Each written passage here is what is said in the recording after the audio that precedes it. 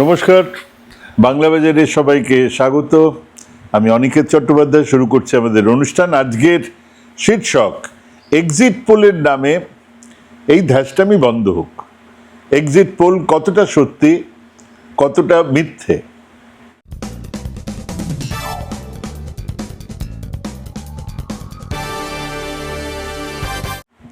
আমাদের মতো ইউটিউব ইত্যাদি তো বাদই দিলাম, বেশ কিছুদিন একটা মোটামুটি বড় চ্যানেলে মাথায় বসে কাজ করার সুবাদে বলতে পারি, পশ্চিম বাংলার মতো একটা বড় রাজ্যে এতগুলো জেলা, 294টা আসনের তথ্য, তাকে বাকি সমস্ত কিছু তৈরি থাকার পরেও সবশেষে পাওয়া যে তথ্য সেগুলোকে নিয়ে মোটামুটি ভালো সফটওয়্যার দিয়ে একটা গ্রহণযোগ্য গ্রাফিক্স, টেমপ্লেট ইত্যাদি দিয়ে দর্শকের সামনে হাজির করতে কম বেশি 5-6 ঘন্টা তো লাগবেই। মানেটা যদি না বুঝতে পারেন তাহলে আরেকটু সোজা করে বোঝাচ্ছি। ওই যে পর্দার উপরে ঝ্যাং ট্যাং ট্যাং করে বাজনা বাজিয়ে এলো কলকাতা, তার উপরে 11টা আসন, পর 11টা আসনের নাম এলো, তাদের নাম এলো, তারপর সেই আসনে অ্যাঙ্কার বলছেন কে জিতছে, সেটা পাল্টে পাল্টে তৃণমূল বা বিজেপি হচ্ছে, তার নাম ইত্যাদি লিখে দেওয়া হচ্ছে, আবার মোট আসন সংখ্যা এলো, আবার ঢ্যাং ট্যাং ট্যাং, এই সমস্ত করতে সময় লাগে। রিয়েল টাইম সফটওয়্যার ন্যাশনাল চ্যানেলে কারোর কারোর আছে, কিন্তু তাতে কিছু সময় কমে যায়।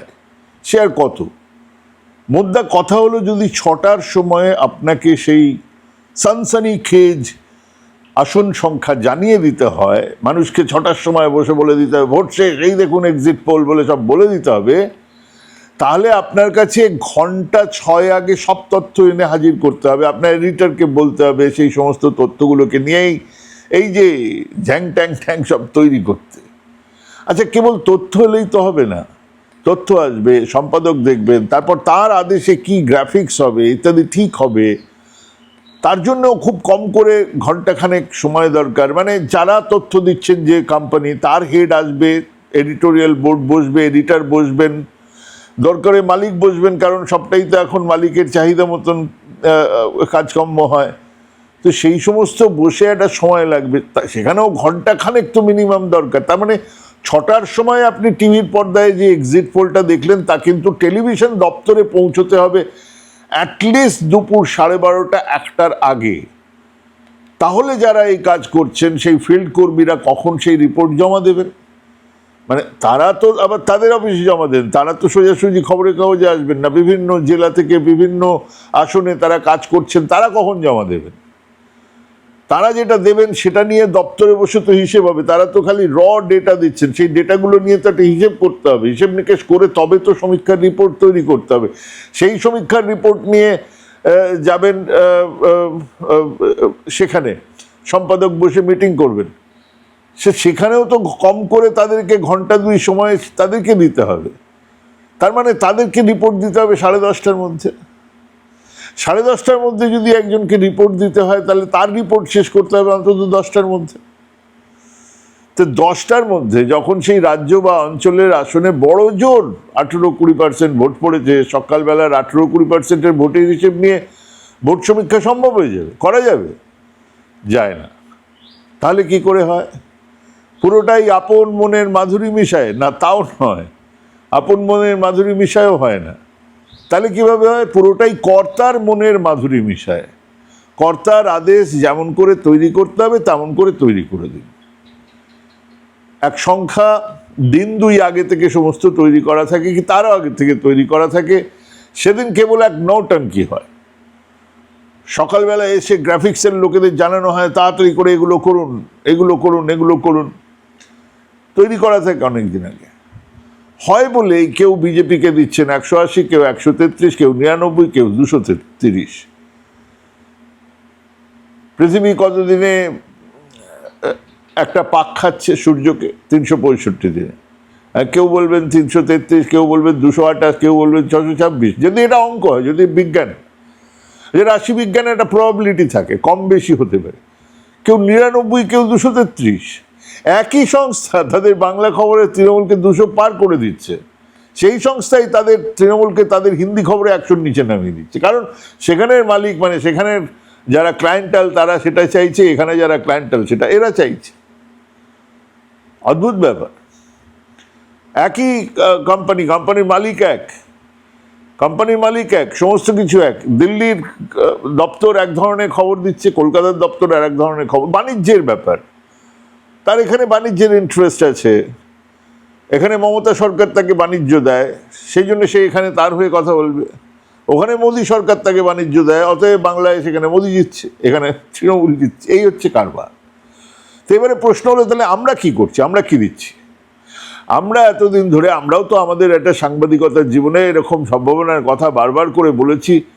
কে কিভাবে বলেছে বলতে পারবো না, আমি নিজের কথা বলতে পারি। পুরোটাই আগের নির্বাচনের বিভিন্ন হিসেব, প্রবণতা, ইতিমধ্যে ঘটে যাওয়া বিভিন্ন ঘটনা, যা নাকি ফলকে প্রভাবিত করতে পারে। ভোটের আগে ইস্যু, প্রচার, মানুষের সঙ্গে কথা বলে বোঝার চেষ্টা করা, বিভিন্ন সাংবাদিক বন্ধুদের সঙ্গে কথা বলা, পুলিশ প্রশাসনিক আধিকারিকের কাছ থেকে পাওয়া ইনপুট, বিভিন্ন সামাজিক অর্থনৈতিক ডেটা মিলিয়ে একটা ধারণা নিয়ে আলোচনার চেষ্টা করি। এবং সেটা অনেস্টলি চেষ্টা। তৃণমূল যদি আজকে হারতো, তৃণমূল যদি আজকে হারার সম্ভাবনা থাকে, তাহলে সেখানে জোর করে তাকে জেতানোর কোনো মানে হয় না। ধরুন আমি যদি বলি যে একেবারে উত্তরবঙ্গ সুইপ করবে তৃণমূল, তা আমি বলতেই পারি, কিন্তু মানুষ শুনবে কেন? কাজেই এখানে খুব পরিষ্কারভাবে আমি আমার কথাটা বলতে পারি। আমার এখানে কোনো স্টেক নেই, কারুর কাছে কোনো স্টেক নেই, কারুর কাছে এক পয়সার ধারি না। এই এখন তাদের খুব বুক দুক করছে, যারা পাঁচিলে বসে আছেন, যারা পাঁচিল টপকেছেন শেষ প্রহরে, যারা তার আগের প্রহরে এখান থেকে বেরিয়ে গেছেন, তারা ভাবছেন আমরা ভাগ্যবান, কিন্তু বুক দুক করছে যদি আবার তৃণমূল চলে আসে। যারা তৃণমূলে সদ্য ঢুকেছেন তাদের বুক দুক করছে যে এই রে ভুল করলাম না তো। এরকম নানা রকমের জিনিস হয়, আমার কিচ্ছু আসে যায় না। আজ পর্যন্ত কোনো তৃণমূলের সভায় কোনো বঙ্গশ্রী বিভূষণ কোনো ধরনের স্বার্থ আমার সঙ্গে নেই। আমি অনেস্টলি আমার কথাটা বলার চেষ্টা, আমি ভুল হতে পারি, কিন্তু আমি অনেস্টলি আমার কথাটার চেষ্টা করেছি। এক ধরনের আমরা যেটা করি সেটাও এক ধরনের জমি জরিপ, এক ধরনের সমীক্ষা, কিন্তু ওই এক্সিট পোল নয়। তো সেই হিসেব করতে গিয়ে আমার স্পষ্ট কিছু কথা মনে হয়েছে, যেটা আপনাদের আবার বলি, এবং তারপরে আমি আমাদের হিসেবটা আবার আজকে বলে দেবো, জেলা ধরেই বলবো। এবারে তৃণমূলের বিরুদ্ধে বিরাট অ্যান্টি ইনকামবেন্সি ছিল তো 5 বছরে, 5 কেন, এই যতদিন ধরে আছে তৃণমূলের বিভিন্ন অঞ্চলের খাঞ্জা খায়েদের কথা বারবার করে বলেছি। বিভিন্ন অঞ্চলে তাদের একটা অসম্ভব দুর্নীতি, কিছু নেতার, সেটা সাংঘাতিক ব্যাপার। কিন্তু আবার তৃণমূলের এটাও ঘটনা যে তৃণমূল এই বিরাট সময়ের মধ্যে, 15 বছর সময়ের মধ্যে কোথাও কোনো আন্দোলনে সরাসরি পুলিশকে পাঠিয়ে গুলি চালায়নি। তৃণমূল একেবারে লোয়ার স্তরের, একেবারে প্রান্তিক মানুষদের জন্য কিছু প্রজেক্ট, কিছু প্রকল্প হাতে নিয়েছে, যেগুলো খুব গুরুত্বপূর্ণ। তৃণমূল আমলে জেলা এবং শহরের হাসপাতালে কিছুটা হলেও উন্নতি হয়েছে, রাস্তাঘাটের খানিক উন্নতি হয়েছে। আবার তৃণমূল আমলে শিক্ষার একেবারে চূড়ান্ত খারাপ অবস্থা হয়েছে, এটাও ঘটনা। চাকরির দুর্নীতি একটা বিরাট সমস্যা, এটাও ঘটনা। এগুলো হয়েছে, কিন্তু তৃণমূলের অ্যান্টি ইনকামবেন্সি তাকে নিউট্রালাইজ করেছে বেশ কিছু জিনিস, মানে সামলে নিয়েছে বেশ কিছু জিনিস। প্রথমটাই হলো এই বেনিফিশিয়ারি, সরকারের বিরাট পাবলিক বেনিফিশিয়ারি স্কিমগুলো, লক্ষ্মীর ভাণ্ডার, যুবশ্রী, কন্যাশ্রী, স্বাস্থ্যসাথী, যাই হোক না কেন। স্বাস্থ্যসাথী আপনারা যারা শহরে থাকেন, আমি জানি না কতখানি জানেন, কিন্তু প্রান্তিক মানুষজনের ঘরে একটা অসুখ হলেই যে একটা মাথায় হাত দেওয়ার ব্যাপার, 30,000 টাকা খরচা কোথা থেকে করবেন, 40,000 টাকা খরচা কোথা থেকে করবেন, রোজগারই তো 15,000, 12,000, 8,000, 6,000। তো সেখানে একটা স্বাস্থ্যসাথী কার্ড থাকা মানে বিরাট ব্যাপার, সেটা মানুষ বুঝেছেন। আর সেগুলো হাতে পাচ্ছেন, এরকম নয় যে সবটাই হচ্ছে গিয়ে দেখার জন্য, সবটাই হচ্ছে গিয়ে একটা ঘোষণা, না, মানুষ হাতে পাচ্ছেন। তো সেগুলো এক ধরনের অ্যান্টি ইনকামবেন্সিকে ম্যানেজ করেছে। দ্বিতীয়ত হচ্ছে SIR এ মানুষের এক বিরাট হয়রানি, নিজের পরিবারের অনেকের নাম কাটা, বন্ধুবান্ধবদের নাম কেটে যাওয়া, এই বিষয়টাও উল্টো দিকে কাজ করেছে, ওই অ্যান্টি ইনকামবেন্সিকে সামাল দিয়েছে। তৃণমূলের ভোটকে কম বেশি ধরে রেখেছে, একই জায়গায় ধরে রেখেছে। বিজেপি গত 5 বছরে সামাজিক রাজনৈতিক পরিসরে এমন কোনো আন্দোলন করেনি, এটা 2 নম্বর পয়েন্ট। এমন কোনো আন্দোলন করেনি যাতে লড়াই গড়ে তোলেনি, যাতে যার অভিঘাতে বিজেপি একটা সমর্থন বাড়বে।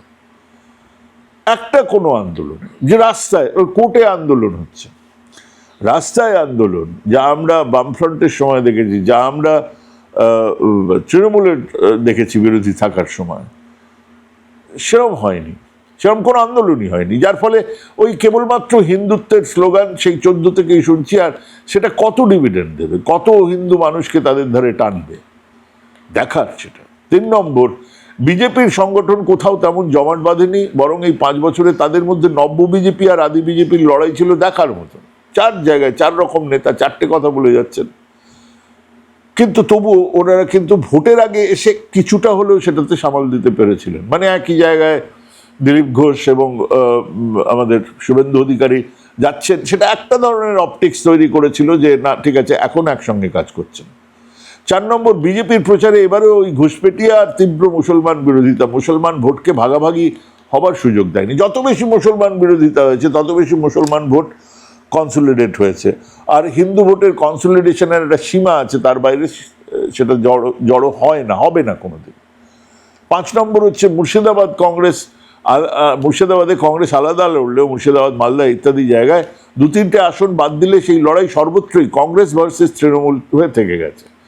সেসব আসনে বিজেপি কোনো ফ্যাক্টরই নয়, কোনো ফ্যাক্টর নয়। 6 নম্বর হচ্ছে ওই হুমায়ুন কবির বা MIM আসাউদ্দিন ওয়েসি বাংলাতে কোনো ফ্যাক্টর হয়ে ওঠেনি। হুমায়ুন কবির তো ওই ভিডিও রিলিজ হওয়ার পরে আর হুমায়ুন কবিরকে দেখাই যায়নি। কারণ নিজের আসনে জিতবেন কিনা যথেষ্ট সন্দেহ আছে, রেজিনগর হুমায়ুন কবির জিতবেন কিনা যথেষ্ট সন্দেহ আছে। ওখানে এত তীব্র লড়াই হচ্ছে যে শেষ পর্যন্ত তৃণমূল জিতে গেলে আমি অবাক হব না। 7 নম্বর, বামেদের ভোট বাড়ছে, এটা ঘটনা, 2-3% বাড়ছে, আর সেটা মমতা বিরোধী ভোট হিসেবে বিজেপিকে চোট দেবেই। মানে বামেদের ভোট বাড়াটা মানে কি? বামেদের ভোট বাড়াটা মানে আজকে মমতা শাসক বিরোধী ভোট ভাঙা, এবং সেটা একটা বিরাটভাবে কাজ করছে। আমার ধারণা এই ভোট যত বেশি বাড়বে তত বেশি চোট পড়বে বিজেপির ভোট ব্যাংকে। এবং এই যে যেটুকু বাড়ছে, আমি কেবল দক্ষিণবঙ্গের এরকম 28টা 30টা আসন এরকম আছে যেখানে বামেদের ভোট না থাকলে সেগুলো সরাসরি বিজেপির কাছে চলে যেত, তৃণমূল জিতবে সেখানে, বলবো পরে। এই সমস্ত ফ্যাক্টরগুলোকে মাথায় রেখে মূলত আমরা বাংলা বাজারে যে হিসেব জানিয়েছি সেটা হলো দার্জিলিং, কালিম্পং, জলপাইগুড়ি, কোচবিহার, আলিপুরদুয়ার আর 2 দিনাজপুর, এখানে নিয়ে 42টা আসন আছে। সেখানে বিজেপি 22টা থেকে 24টা আসন পাবে, তৃণমূল 16 থেকে 18টা আসন পাবে, কংগ্রেস 1টা থেকে 2টো আসন পেলেও পেতে পারে, বামেরা 0 থেকে 1টা আসন পাবে। এরপরে মুর্শিদাবাদের 22টা আসন, 16 থেকে 17টা আসন তৃণমূল, 1 থেকে 2টো আসন বিজেপি, 2 থেকে 3টে আসন কংগ্রেস, 0 থেকে 1টা আসন বামেরা পেতে পারে, আর 1টা আসন SDPI। সাগরদিঘিতে SDPI ওখানে উঠে না আসে, ওখানে যদিও লড়াই হচ্ছে তৃণমূল কংগ্রেস, কিন্তু SDPI মধ্যখান থেকে বেরোনোর একটা জায়গা থাকবে। ISF কে ওই সিটটা দেওয়া হয়েছিল, ISF SDPI কে সিটটা দিয়েছে। তো এখানে এই মুর্শিদাবাদের ইন্টারেস্টিং কতগুলো পয়েন্ট আছে, যেরকম ডোমকলে লড়াই হচ্ছে, একেবারে নেক টু নেক লড়াই, শেষ পর্যন্ত হয়তো তৃণমূল জিতে যাবে, কিন্তু এখানে একটা চান্স আছে বামেদের জিতে যাওয়ার, CPM এর জিতে যাওয়ার। বিজেপির এবারে গতবারে 2টো আসন, এবারে সেটা কমে 1টা আসন হয়ে যাবে হয়তো। বহরমপুর আসন হয়তো তারা ধরে রাখতে পারবে না, মুর্শিদাবাদ আসনটা ধরে রাখতে পারবে। বহরমপুরে খুব ইন্টারেস্টিং লড়াই হচ্ছে। বহরমপুরে কংগ্রেস আর তৃণমূলের লড়াই, অধীর এবং নাড়ুগোপালের লড়াই দেখার মতন লড়াই হচ্ছে। সেখানে যদি মুসলিম ভোট যেটুকু আছে সেটুকু আর হিন্দু ভোটের একটা বড় অংশ যদি পায়, তৃণমূল জিতবে। হিন্দু ভোটের ম্যাক্সিমাম আসনটা যদি অংশটা যদি অধীর পান, বা এবং তার সঙ্গে যদি ওনার নিজের কারিশমাতে কিছু মুসলিম ভোটও পান, তাহলে চেহারাটা আলাদা হয়ে যায়। মুর্শিদাবাদ খুব ইন্টারেস্টিং এবারে। তো মালদাতে 5টা 6টা আসন, তৃণমূল 2-3টে আসন, বিজেপি 4-5টা আসন, 4-5টা আসন কংগ্রেস পেতে পারে, 5-6টা আসন তৃণমূল পেতে পারে, আর 2-3টে আসন হচ্ছে বিজেপি পেতে পারে। এখানে খুব ইন্টারেস্টিং যে কংগ্রেস এই বেলটাতে, কংগ্রেস এই মুর্শিদাবাদ আর এর মধ্যেই থেকে যাবে, পুরুলিয়ায় একটা আসনে তারা লড়ছেন, বা উত্তরেও একটা আসন হয়তো তারা লড়ছেন, কিন্তু মূলত তারা যদি 3-4টে আসন পান কি 5টা আসন পান, তাহলে এই অঞ্চল থেকেই তাদের সম্ভাবনা আছে। পশ্চিম বর্ধমানে 9টা আসন আমাদের হিসেবে, সেখানে 6-7টা আসন তৃণমূল, আর 2-3টে আসন বিজেপি পেতে পারে। এখানে কিন্তু অগ্নিমিত্রা পলের আসনটা কিন্তু নড়বড় করছে। পূর্ব বর্ধমানে 16টা আসন, 16টাই ছিল তৃণমূলের, এবারে কিন্তু খান 2 আসন বাদ গেলেও যেতে পারে, 14টা তৃণমূল পাবেই। বীরভূমে 11টা আসন, 10-1 ছিল, এবারে এটা 9-2 হতে পারে। যদি 8-3 হয় সেটা তৃণমূলের দুর্ভাগ্য, কিন্তু আমাদের ধারণা 9-2, মানে সিউড়ি এবং দুবরাজপুর নড়বড় করছে। তৃণমূল কংগ্রেস ওখানে মানে দুটো বিজেপি পাবেই, মানে দুটো বিজেপি পাবেই বলছি না, কিন্তু দুটো বিজেপি পাবার একটা সম্ভাবনা আছে। আমি বীরভূমের কথা বলছি। পুরুলিয়ায় 9টা আসন, এবারে ওই 9টা আসনের 6টাতে বিজেপি, 3টেতে তৃণমূল, মানে যা ছিল তাই। এখানে একটা আসন কংগ্রেস পেতে পারে, বলছিলাম কংগ্রেস লড়ছে। বাঁকুড়াতে 12টা আসন, এবারে তৃণমূলের কিন্তু এখানে কিছুটা ভালো করার কথা। 12টা আসনের মধ্যে 8-এর বদলে 4-এর বদলে এবারে তৃণমূল 5টা আসন পেতে পারে, বিজেপি 7টা আসন পেতে পারে। ঝাড়গ্রামে 4টে আসন ছিল তৃণমূলের, এবারে কিন্তু সেখানে 2-2 হলে আমি আশ্চর্য হব না। 4টেই তৃণমূলের ছিল, 2টো চলে যেতে পারে। নদিয়াতে 17টা আসনের মধ্যে ছিল 9-8 আমাদের হিসেবে, এবারে মূলত দলের মধ্যে নানান সমস্যার জন্য তৃণমূল 6-7, বিজেপি 10-11টা আসন পেয়ে গেলেও যেতে পারে। হুগলিতে আছে 18টা আসন, ছিল 14-4, সেটা এবারে 12টা তৃণমূল, একটা বাম, আর 5টা বিজেপি যেতে পারে। বাম মানে হ্যাঁ, উত্তরপাড়ার কথা আমরা বলছি, বামেরা লড়ছে, হাড্ডাহাড্ডি লড়াই লড়ছে। হাওড়াতে 16টা আসনে 14টা আসন তৃণমূল পেতে পারে, 2টো আসন পেতে পারে বিজেপি। এবারে আসন উত্তর আর দক্ষিণ 24 পরগনা। উত্তর 24 পরগনা শ্রমিক বেল্টে বামেরা দারুণ লড়াই দিচ্ছে। সত্যি করে এই যে একটা বেস তৈরি হয়েছিল না বামেদের, আবার সেখানে একটা উত্থান আমরা দেখতে পাচ্ছি। পুরো ব্যারাকপুর থেকে শুরু করে, কামারহাটি থেকে শুরু করে, ওই ভাটপাড়া থেকে শুরু করে সব জায়গায় বামেদের ভোট বাড়বে। এবং এখান থেকে যদি কামারহাটি ওনারা জিতে যান, আমি অবাক হব না। কামারহাটিতে ভালো লড়াই হচ্ছে, আবার কামারহাটিতে ওনাদের লড়াইয়ের জন্যেই পেয়ে যেতে পারে মদন মিত্র, কামারহাটি আবার জিতে যেতে পারেন। যদি যেতেন তাহলে কিন্তু এই বামেদের ভোট কাটার জন্যেই হবে। এরকম আরও অনেক জায়গায় আছে, এরকম বেশ কিছু জায়গায় বামেরা ভোট পাচ্ছেন, এবং সেই ভোট পাওয়ার জন্যেই সম্ভবত সিটটা বেঁচে যেতে পারে। উত্তর দমদম খুব ইন্টারেস্টিং, এখনো পর্যন্ত বলা যাবে না। উত্তর দমদমে বামেরা দাঁড়িয়েছিল এইরকমই যে ভোট কাটবেন, তৃণমূল জিতবে, কিন্তু আস্তে আস্তে তাদের ভোটের প্রচারটা এবং এটা এমন মাত্রায় গেছে যে সেখানে একটা অন্যরকম ছবি শেষ পর্যন্ত আমাদের কাছে আসছে, খুব ক্লিয়ার নয়। তো অন্তত একটা আসনে, যেটা বললাম উত্তর 24 পরগনা, একটা আসন কামারহাটি পেলে আমি অবাক হব না। বিজেপি এবারে গতবারে 5 ছাড়িয়ে 6-7 হতে পারে, তৃণমূল 24-26টা আসন পাবে। এবারে দক্ষিণ 24 পরগনা 31টা আসনের মধ্যে একমাত্র ভাঙড় বাদ দিলে 30টাই থাকবে তৃণমূলের কাছে। এমনকি ভাঙড়ও এবারে যদি আইএসএফের নওশাদ সিদ্দিকী হেরে যায়, আমি অবাক হব না। তার কারণ ভাঙড়েও কিন্তু এক ধরনের অদ্ভুত ব্যাপার হয়েছে। ওখানকার যে মাস লাইন, অলিক দাদের যে দল, সেই সিপিআইএমএল মাস লাইন, ওরা কিন্তু যে ভোটটা কাটছে তাতে তৃণমূলের খানিকটা লাভ হলেও হতে পারে। কলকাতাতে আছে 11টা আসন, সবকটাই ছিল তৃণমূলের কাছে, কিন্তু এবারে বড় জোর, এর মধ্যে বড় জোর একটা আসন ওই জোড়াসাঁকো গেলেও যেতে পারে বিজেপির দিকে। তাপস রায় বরানগর থেকে চলে এলেন এখানে। বরানগরে কিন্তু হাড্ডাহাড্ডি লড়াই হচ্ছে। ওই আর একটা আসন, যে আসনটাতে কিন্তু ওই সিপিএমের ভোট কিন্তু অনায়াসে তৃণমূলকে জিতিয়ে দিতে পারে। বরানগরের দিকে তাকিয়ে থাকতে হবে। বরানগরের লড়াই কিন্তু এখানে ফটো ফিনিশ হবে। ওখানে সজল ঘোষ মানে লড়ছেন, এবং সেখানে যদি সিপিএম একটু বেশি ভোট পায়, তাহলে কিন্তু তৃণমূল সেই আসনটা পেয়ে যাবে। এটাও সেই একই বেল্টের ব্যাপার, মানে পুরোটাই ওই সিপিএম বেল্ট একটা ব্যাপার আর কি। তো এবারে কলকাতার বলছি, কলকাতায় বরানগর থেকে চলে এলেন তাপস রায় কলকাতায় লড়তে, কিন্তু কলকাতায় ওনার লড়াইটা সাধন পাণ্ডের মেয়ের সঙ্গে খুব কঠিন হয়ে গেছে।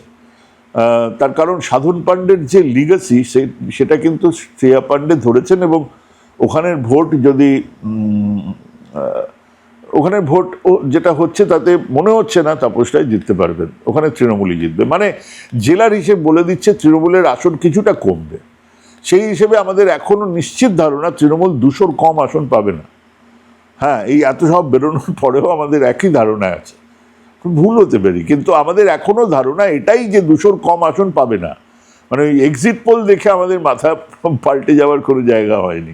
শুরু থেকে আমরা সেটাই বলছি, কারণ আমরা তো এক্সিট পোল করিনি, আমরা তো শুরু থেকে এই কথাটা বলে যাচ্ছি। বাম 200 থেকে 220টার মধ্যে, তৃণমূল 200 থেকে 220টার মধ্যেই থাকবে, এটার চেয়ে কম, এটার চেয়ে বেশি হবে না। 3-4% বামেদের ভোট বাড়লে, সেটা যদি বিজেপির কাছ থেকে আসে, তাহলে তৃণমূল 220 পর্যন্ত চলে যাবে। বিজেপি 65 থেকে 85, আবার 65 কেন, যদি 3-4% যদি বিজেপির থেকে ভোট আসে তাহলে 65% চলে যাবে। সেটা যত কমবে তত বিজেপি বাড়তে বাড়তে 85-তে যেতে পারে।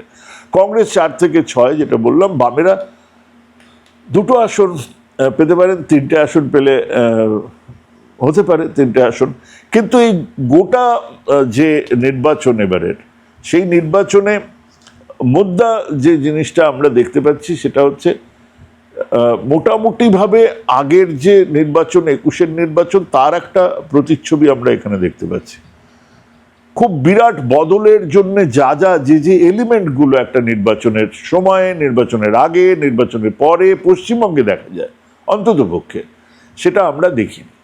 এবং প্রথম কথা হচ্ছে গিয়ে, আমরা নির্বাচনের বদল তখন দেখতে পাই পশ্চিমবঙ্গে যখন তার আগে লোকসভার নির্বাচনটা ডুবে যায়। মানে আপনি খেয়াল করুন, 1977-এ লোকসভায় কংগ্রেস ডুবে শেষ হয়ে গেল। 1977-এ তারপরেই নির্বাচন হলো রাজ্যের, সেখানে বামফ্রন্ট ক্ষমতায় এলো। একইভাবে 2009-তে আপনি দেখুন একেবারে নড়বড়ে হয়ে গেল সিপিআইএম, বামফ্রন্ট, দক্ষিণবঙ্গ তো প্রায় সাফ। এবং 2011-তে আমরা একটা পরিবর্তন দেখলাম। আমরা 2024-এ কি দেখছি? 2024-এ আসন বাড়াচ্ছে। 2024-এ বিজেপির আসন 18 থেকে কমে 12টা হয়ে যাচ্ছে।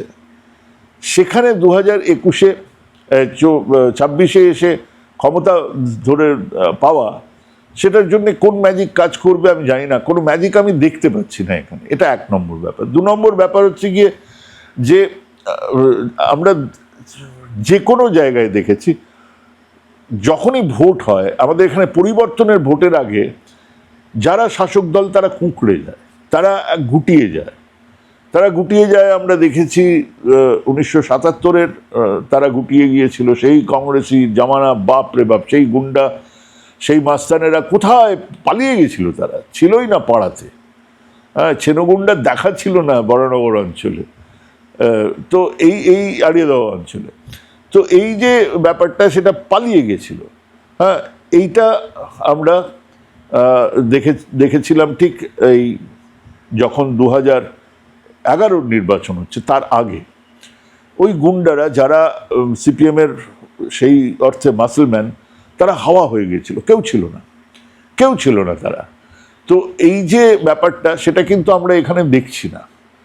সেই তারা মোটামুটি, আপনি যাদের নাম, আপনারা যাদের নাম জানেন, সেটা যেই হোক, সেটা জাহাঙ্গীর হোক, সেটা যেই হোক, তারা কিন্তু একেবারে নিজের এলাকায় দাঁড়িয়ে ভোটটা করিয়েছে। তো এটা বুঝিয়ে দেয় যে তারা কুঁকড়ে যায়নি। আর 3 নম্বর যেটা, সেটা হচ্ছে প্রশাসন। আমরা প্রশাসনকে কোথাও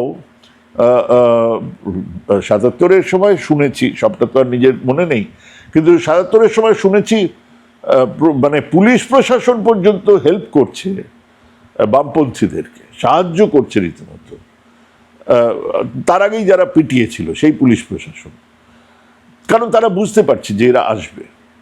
আমরা 11-তে তো দেখেইছি মানে কিভাবে পুলিশ মানে রীতিমতো ওয়ার রুমে, তৃণমূলের যে সেন্ট্রাল ওয়ার রুম তৈরি হচ্ছে, যেখান থেকে ভোট পরিচালনা হচ্ছে, সেখানে পুলিশের ফোন আসছে, এখানে এ হচ্ছে, ওখানে সেই হচ্ছে, ওখানে, সারাটা নির্বাচন জুড়ে। এক্স্যাক্টলি আমরা এই জিনিস এবারে দেখতে পাইনি। আমরা এবারে দেখতে পাইনি যে পুলিশ প্রশাসন সরাসরি তৃণমূলের বিরুদ্ধে কোনো লড়াই লড়ছে। এইগুলো বলে দেয় যে এবারে আমরা পরিবর্তনের কোনো হাওয়া দেখতে পাচ্ছি না। পরিবর্তনের হাওয়া নেই, বিরাট কোনো ইকুয়েশন নেই, বিরাট কোনো কোয়ালিশন নেই, বিরাট কোনো ভোটের চলে যাওয়া বা চলে আসা নেই, বিরাট কোনো হঠাৎ করে একটা দলের এগেনস্টে কোনো একটা বড় এজেন্ডা, বড় প্রচার নেই। তাহলে পাল্টাবে কেন? আমরা পাল্টানোর কোনো জায়গা দেখতে পাচ্ছি না। ভাবুন, আর তো মাত্র 2 দিন। আমরা এরপরে 4 তারিখে সকালবেলায় 8টা থেকে বসবো। হ্যাঁ, 4 তারিখ নয়, আমরা 2 তারিখে সন্ধেবেলায়, মানে আগামীকাল নয়, পরশু দিন সন্ধেবেলায়, শনিবার সন্ধেবেলায় আমরা বসবো। একটা এক্সিট পোল নিয়ে একটা আলোচনা আছে, যেখানে আশিস চ্যাটার্জি, উদয়ন বন্দ্যোপাধ্যায়রা থাকবেন। তো এই কটা দিন একটু ছুটি, আমিও ছুটি নিই, কিছু জিনিস তৈরিও করতে হবে। পরশু দিন আমরা বসবো একটা আমাদের প্রোগ্রামে। আর 4 তারিখে আমরা কিন্তু সকাল 8টা থেকে আমাদের অনুষ্ঠানে বসবো। অনেকে থাকছেন, সেই নামগুলো আমরা আস্তে আস্তে জানিয়ে দেবো। ভাবুন ততদিন কি হবে, কি হতে চলেছে আমাদের পশ্চিমবঙ্গের রাজনীতিতে। পরিবর্তন না প্রত্যাবর্তন নিয়ে তর্কাতর্কি চলুক। ভালো থাকুন, সুস্থ থাকুন। এখানেই শেষ করছি। নমস্কার।